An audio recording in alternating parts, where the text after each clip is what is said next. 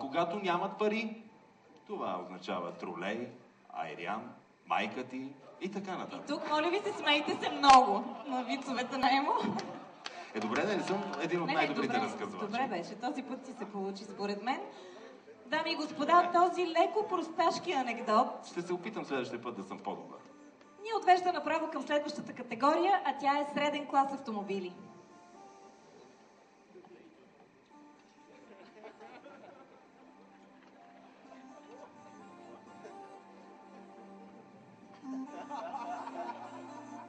Нели?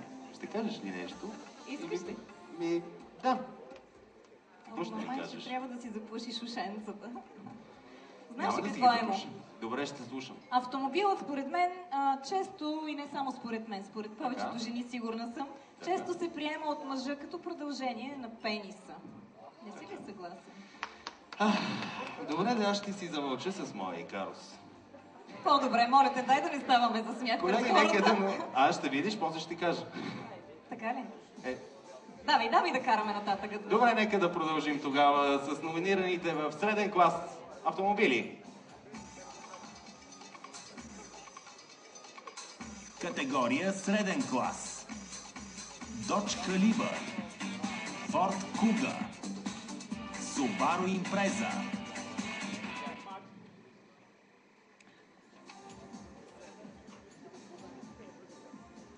Не ми се усмихвай, така че не знам как ще завърши вечерта. Със сигурност ще завърши добре, обещавам ти. Дами и господа... Не забравяй, че сме на околовръстното. Добре, млъкни, искам да кажа нещо на хората. Дай ми думата. Доста сериозни продължения видяхме. Кой печели в тази категория, обаче ще разберем от най-красивата омъжена българка за 2007 госпожа Екатерина Дунева. Аплодисменти за нея! Добър вечер! Много се радвам, че списание Playboy организира този прекрасен конкурс Playcar. Това е страхотно и аз много се радвам, че присъствам на това прекрасно събитие. Читателските СМС-и са класирали на първо място в средния клас Subaru Impreza.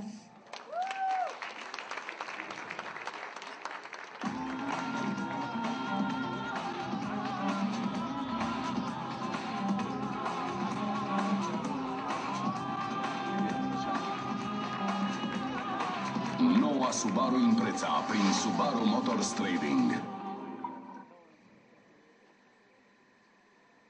Според журито, най-добрият автомобил среден клас за 2008 е Dodge Caliber.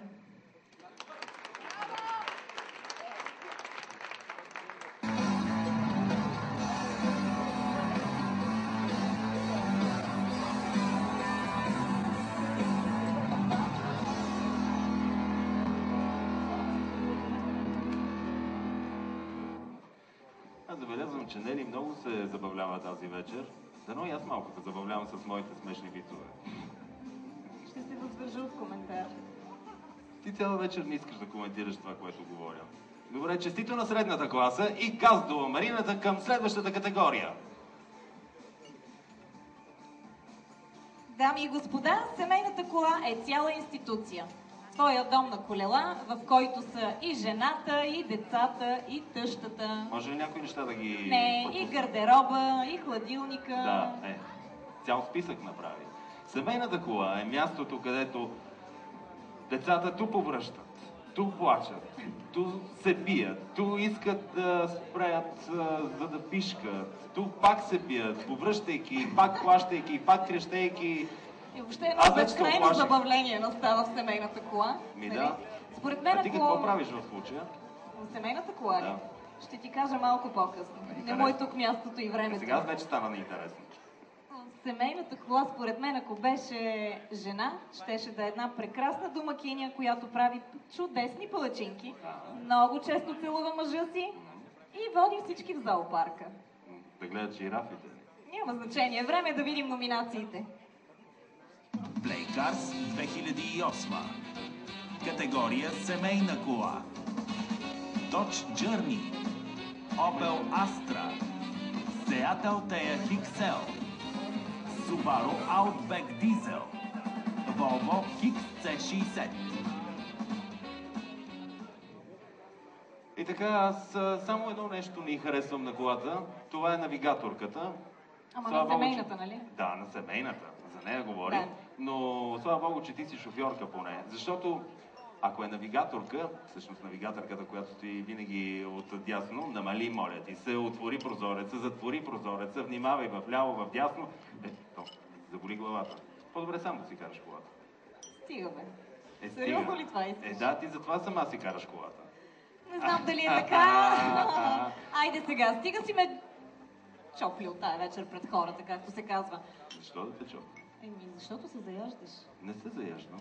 Само за един момент. Добре.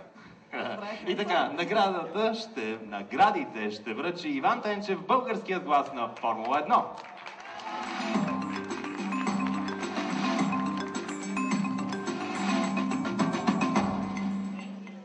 Добър вечер. Според читателите на Playboy, най-добра семейна кола е Subaru Outback Diesel.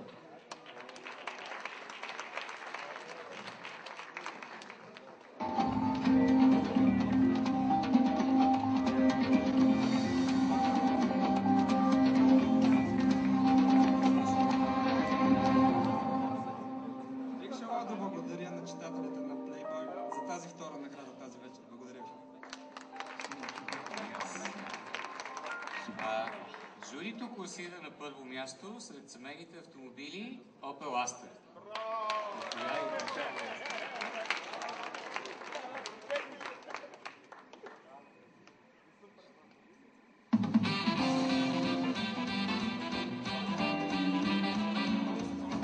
И това винаги най-обективно.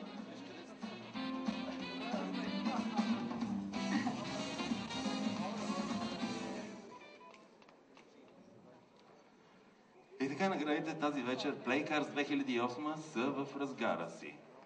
Ти как си, Нели? Супер съм, имаш нещо към мен пак ли? Очарователният се Подготвена съм. Можеш ли малко да подефилираш? Не бих могла точно сега. Добре, ще ти задам един въпрос, нали? Така или иначе, искаш тази вечер да се заяжда с мене. Знаеш ли какво е общото между Формула 1 и секса? Така, като си говорим за Формула 1. В това публично пространство искаш да си говорим за секс, така ли? И за Формула 1. Предизвикваш ли ме? И за Формула 1. Започнем от И за формулата, Формула 1. после секса. Добре, Емо, не знам, кажи ми, какво? При двете се спира за смяна на гуми. Стига, бе. Наистина, казвам ти. Наистина не знам кой ти ги пише тия нощчета и реплики После ще ти кажа. Относно мен, но, дами и господа, предлагам ви да си почине малко от церемонията с едно прекрасно R&B изпълнение на една млада дама, която живее в стереостая и се казва Криста.